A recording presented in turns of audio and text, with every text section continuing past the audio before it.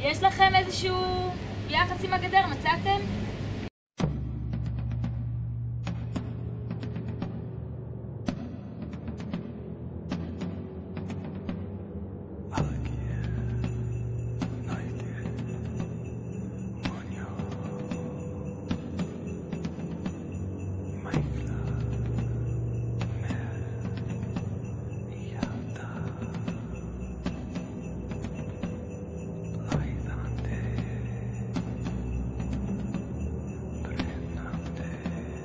מה שאנחנו נעשה עכשיו, נרכיב איזה משהו קטן, 2 שמיניות, אתם הולכים לכם לאורך הגדר, אתם יכולים להישאר גם במקום, מה שמרגיש לכם עם היחס שלכם לגבול הזה, לגדר הזאת.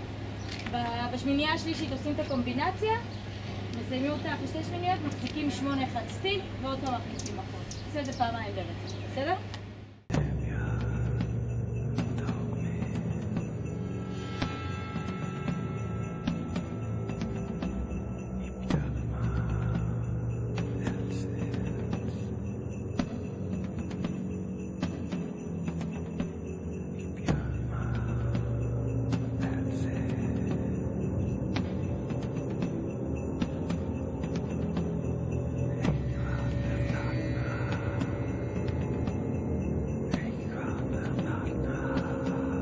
שאתם רגע תישארו ורק תזכרו לכם בלב איזושהי מילה, איזושהי תחושה כזה, תעשו איזה סייב לאיזושהי חוויה מול הדבר הזה.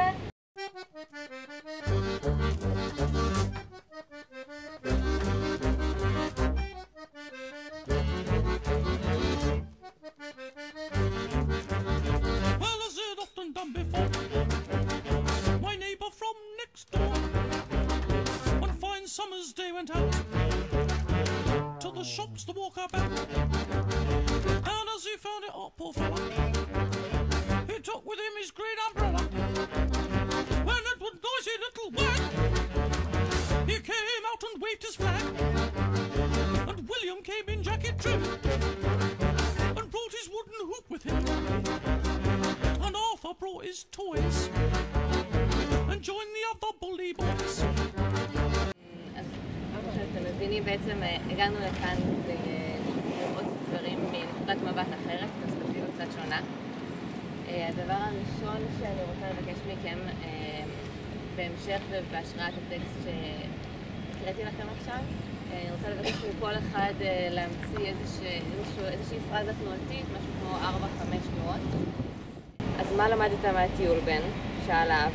ענה לו בנו. ראיתי שלנו יש כלב אחד ולהם יש 4. לנו יש בריכה שמגיעה עד אמצע החצר ולהם יש אפיק נחל שאין לו סוף. לנו יש גופי תאורה מיובאים בגינה, להם יש את הכוכבים המנסנצים כיהלומים בשמי הלילה. תוסיף, תודה אבא, שהראית לי כמה עניים אנחנו. לימדת אותי שהכל יחסי, מה שאחד רואה כחסר ערך, השני רואה כאוצר. זמן רב מדי התעסקתי עם מה אין לי במקום עם מה שיש לי להציע. תודה אבא.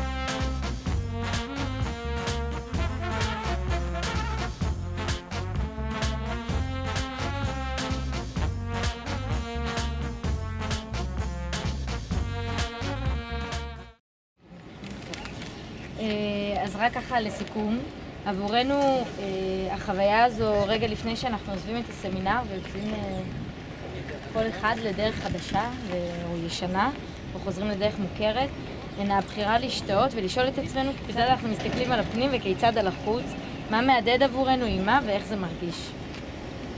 בחרנו ללכת החוצה לרגע כדי לחזור פנימה מפרספקטיבה שונה, כדי שנוכל לנשום עמוק ולנצל את הסמסטר האחרון בצורה הנכונה ביותר לכל אחד מאיתנו.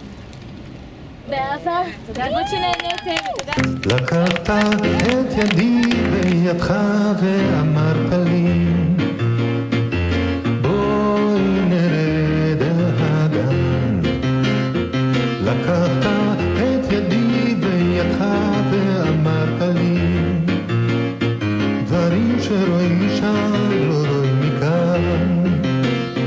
ניגנת לי שיר. ממש רוצה להודות להן, כי הן באמת מושלמות והן עשו שיעור כזה טוב והיה לי ממש כיף, ואני מרגיש שלמדתי המון לא רק על עצמי, גם על הסביבה ובעצם עליי כמורה ועליי כרקדן, ואני באמת מאחל לכל תלמידה ולכל מורה ולכל מורה ולכל תלמיד לעשות את זה, ובעצם אני חושב שמגיע להן 100.